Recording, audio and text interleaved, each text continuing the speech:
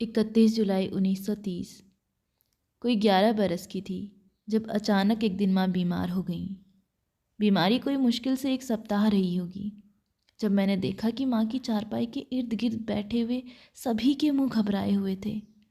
मेरी बिन्ना कहाँ है? कहते हैं एक बार मेरी माँ ने पूछा था, और जब मेरी माँ की सहेली प्रीतम कौर मेरा हाथ पकड़कर मुझे माँ के पास ले गई तो माँ को होश नहीं था। तू ईश्वर का नाम ले रही, कौन जाने उसके मन में दया आ जाए। बच्चों का कहा वो नहीं टालता, मेरी माँ की सहेली मेरी मौसी ने मुझसे कहा। माँ की चारपाई के पास खड़े हुए मेरे पैर पत्थर के हो गए। मुझे कई वर्षों से ईश्वर से ध्यान जोड़ने की आदत थी, और अब जब एक सवाल भी सामने था, ध्यान जोड़ना कठिन नहीं था। मैंने न जाने कितनी देर अपना ध्यान जोड़े रखा और ईश्वर से कहा, मेरी माँ को मत मारना। माँ की चारपाई से अब माँ की पीड़ा से कराहती हुई आवाज़ नहीं आ रही थी, पर इर्द गिर्द बैठे हुए लोगों में एक खलबली सी पड़ गई थी। मुझे लगता रहा बेकार ही सब घबरा रहे हैं, अब माँ को पीड़ा नहीं हो रही है। मैंने ईश्वर से अपनी बात कह दी है, वो बच्चों का कहा नहीं टालता। और फिर माँ की चीखों की आवाज़ नहीं आई, पर सारे घर की चीखें निकल गईं। मेरी माँ मर गई थी। उस दिन मेरे मन में रोष उबल पड़ा। ईश्वर किसी की नहीं सुनता, बच्चों की भी नहीं। नहीं, ये वो दिन था जिसके बाद मैंने अपना वर्षों का नियम छोड़ दिया। पिताजी की आज्ञा बड़ी कठोर होती थी, पर मेरी जिद ने उनकी कठोरता से टक्कर ले ली। ईश्वर कोई नहीं होता, ऐसे नहीं कहते। क्यों? वो नाराज़ हो जाता है तो हो जाए, मैं जानती हूँ ईश्वर कोई नहीं है। तू कैसे जानती है? अगर वो होता तो मेरी बात ना सुनता। तूने उससे क्या कहा था? मैंने उससे कहा था मेरी माँ को मत मारना। तूने उसे कभी देखा है?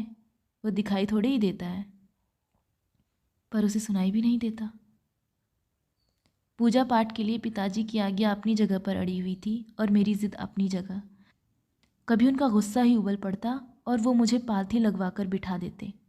10 मिनट आंखें मीच कर ईश्वर का चिंतन कर।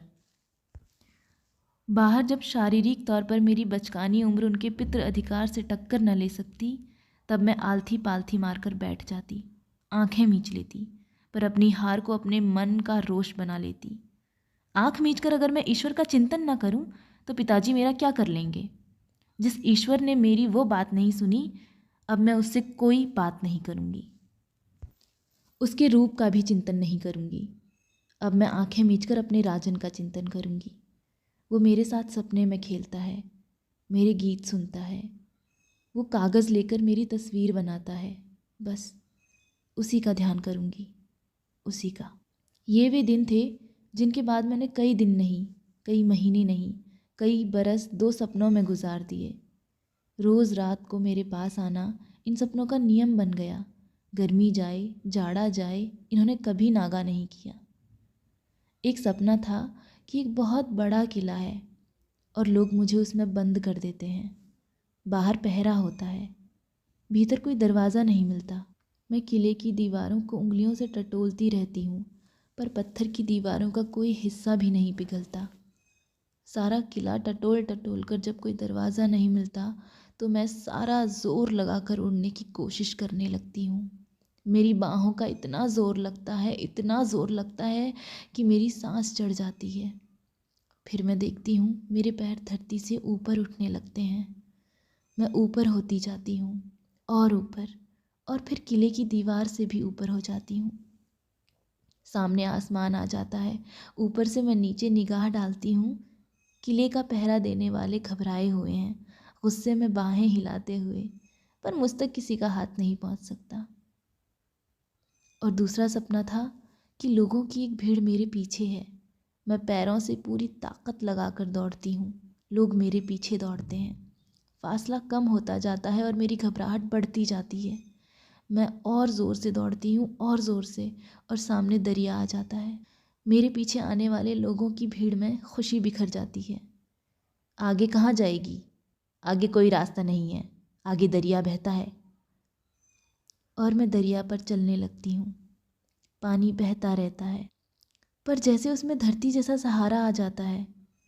धरती तो पैरों को सख्त लगती है, ये पानी नरम लगता है और मैं चलती जाती हूँ।